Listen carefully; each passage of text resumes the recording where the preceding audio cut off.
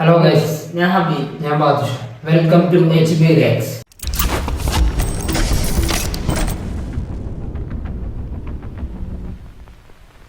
ഇന്ന് നമ്മൾ റിയാക്ഷൻ ചെയ്യാൻ വേണ്ടി പോകുന്നത് വാർ 2-ന്റെ ട്രെയിലർ റിലീസായിട്ടുണ്ട്. ഋത്തിക് റോഷനും ജൂനിയർ NTR. അപ്പോൾ ടീസർ വലിയ പ്രതീക്ഷയില്ലാത്ത രീതിയിലായിരുന്നു. എന്തായാലും ട്രെയിലർ കണ്ടു നോക്കാം, അതിനുശേഷം ബാക്കി സംസാരിക്കാം. मैं शपथ लेता हूं कि मैं अपना नाम, अपनी पहचान, अपना घर परिवार सब त्याग कर एक साया बन जाऊंगा। एक गुमनाम बेनाम अनजान साया। मैं शपथ लेता हूं मैं वो सब करूंगा जो कोई और नहीं कर सकता, जो जंग कोई नहीं लड़ सकता वो मैं लड़ूंगा। हर दोस्त, हर साथी, हर उस चेहरे से मुंह मोड़ लूंगा जिसे कभी प्यार किया, और पलटकर कभी पीछे नहीं देखूंगा। अच्छाई बुराई, सही गलत, पाप पुण्य की हर लकीर को मिटा दूंगा। मैं वो बलिदान दूंगा जिसका कोई गवाह नहीं होगा, जिसकी कीमत मैं अपनी जान से या फिर अपनी आत्मा से चुकाऊंगा। अब मैं इंसान नहीं, सिर्फ एक हथियार हूं, जंग का हथियार। या तो मारूंगा या फिर मरूंगा। Death before dishonor, service before self, India first. India first.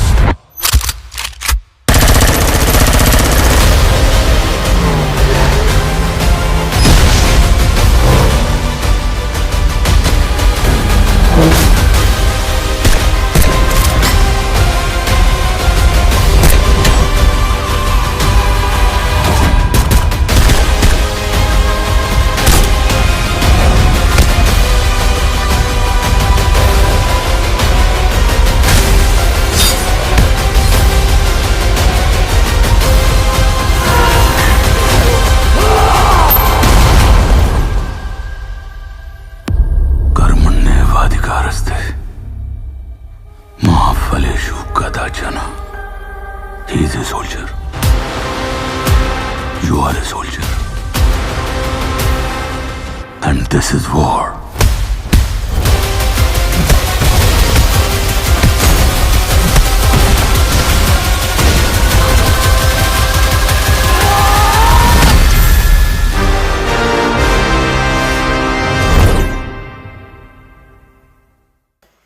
സംഭവം നല്ല വിഷ്വൽ ട്രീറ്റുകൾ തന്നെയാണ് എല്ലാ സ്പൈ യൂണിവേഴ്സിലെ പടം പോലെയൊക്കെ തന്നെ. പക്ഷേ സ്ഥിരം ടെംപ്ലേറ്റ് ഒക്കെ തന്നെ. ആക്ടേഴ്സും ആക്ട്രസസും ഒക്കെ മാറിയതുള്ളൂ, ബാക്കിയൊക്കെ സെയിം തന്നെ. ബാക്കി ആക്ഷൻസ് ആണെങ്കിലും പിന്നെ ബിക്കിനീസ്, പാട്ട് ഒക്കെ എനിക്ക് തോന്നുന്നു സെയിം തന്നെ ആയിരിക്കുള്ളൂ. പിന്നെ ഋത്തിക് റോഷൻ ഓഫ് കോഴ്സ് നല്ല സ്വാഗുണ്ട്, ഒരു സ്ക്രീൻ പ്രസൻസ് നല്ലോണമുണ്ട് കാണാനായിട്ട്. ജൂനിയർ NTR പക്ഷെ അത്ര മഞ്ഞില്ല. രണ്ടുപേരും തമ്മിൽ കമ്പയർ ചെയ്യുമ്പോ പറ്റിയ എതിരാളിയാണോ എന്ന് സംശയമുള്ള പോലെ ഒരു ഫീൽ.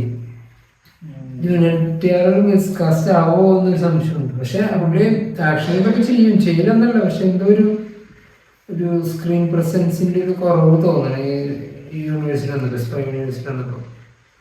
ചിലപ്പോ സിനിമ ശരിയായിരിക്കും, പക്ഷെ എത്രത്തോളം വിജയിക്കുമെന്ന് സംശയമുണ്ട്. സ്ഥിരം ടെംപ്ലേറ്റിൽ വന്നു കഴിഞ്ഞപ്പോ ഋത്തിക് റോഷൻ ലാസ്റ്റ് ഫൈറ്റർ എന്ന് പറഞ്ഞ പടം അത് കുട്ടിയില്ല. അത് ഇതുപോലെ ആക്ഷൻ ഈ ടൈപ്പ് പടം വന്നതാണ്. ഈ ഇതിൽപ്പെടുത്താവുന്ന ടൈപ്പ് പടം ഓർമ്മല്ല കുട്ടിയപ്പോ റിപ്പീറ്റേഷൻ ആവേണ്ടി പൊട്ടാൻ ചാൻസ് ഉണ്ട്.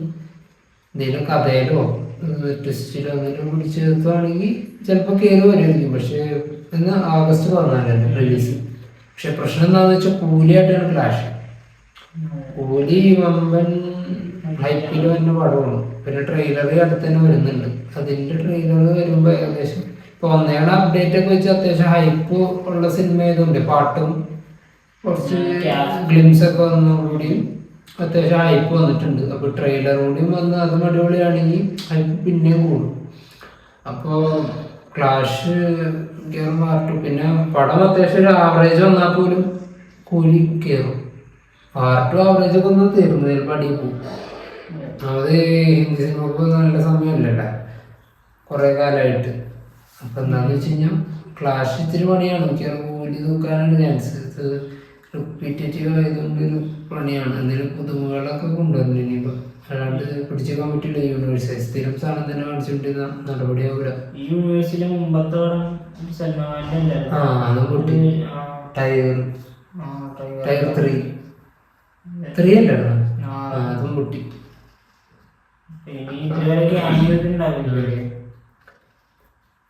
പത്താൻ ഇപ്പൊ ഷാറുഖ് പത്താൻ ഇറങ്ങിയ ഒരു കണക്കിന് ജയിച്ചെന്ന് പറയാം. കാരണം അതും ഏകദേശം റിപ്പീറ്റ് ആണെങ്കിൽ പോലും കുറച്ച് ഡിഫറൻസ് ഉണ്ട്.